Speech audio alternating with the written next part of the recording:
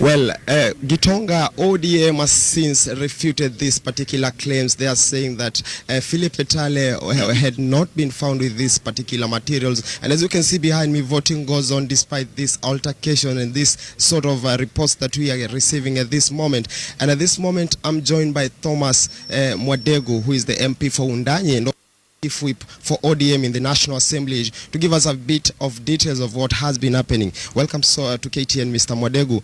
And if you could give us a status report, what is the credibility of these polls from your assessment? As of now, the credibility is good, high. We have witnessed a reasonable good turnout early in the morning, and we believe and trust that by midday, most of the people will have turned up for the voting. And we are sure it's going to be credible as we are concerned. So far, so good. Earlier on, you were talking to ODM officials and they were saying they didn't know where exactly Philip Etale had been taken to.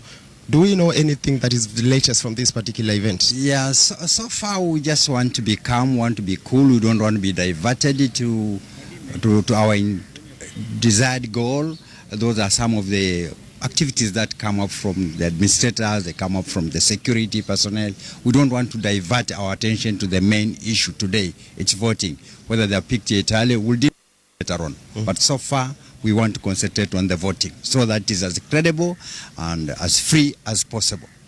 There were concerns earlier on also that regional Senator Nelson Marwa was acting in favor of Jubilee and trying to sway things in that particular direction. Do you still hold that kind of thought? Well, he may have done so, but as I've said, we don't want to be diverted. People can come, security agents can come, government officials can come and do what they want to do, intimidate people, but we don't want to get into it. So far, we just want to appeal to the residents of Malindi to come out, turn out in large numbers and vote. Let's ignore all what these people want to do. They just want to create a situation where people get intimidated, they fear to come out and what have you. We don't want to move into that direction. We just want our people to come out and vote and maybe the best candidate win. And we have confidence that we'll do it. Mheshimiwa, you've been here for a few minutes and I believe you've looked at how the process is going on, building up. What is your assessment of the process so far? What do you expect? So far, the process is good, it's credible, it's encouraging, and we feel very encouraged this morning to see to it that very many people are turning up.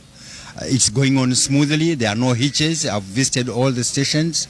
So far, so good, and we are confident we'll make it. Thank you so much, Mheshimiwa, for joining us. Thank you. Well, that has been Thomas Mudegu, who is the MP for Undanyi and also the Chief Whip for ODM in the National Assembly, giving us final details of what has been transpiring in the morning as regards that particular arrest of Philip Etale. And as he tells us, they are saying that ODM is not going to allow that to divert their attention, and they are setting their eyes on the ball and make sure that they get this particular seat. There is a lot of interest that we've been seeing all along. And as you can see behind me, the queue is building up, and that tells you of how enthusiastic voters are here in Malindi to ensure that they cast their ballot and they take part in this important democratic exercise. Back to you, Gitonga.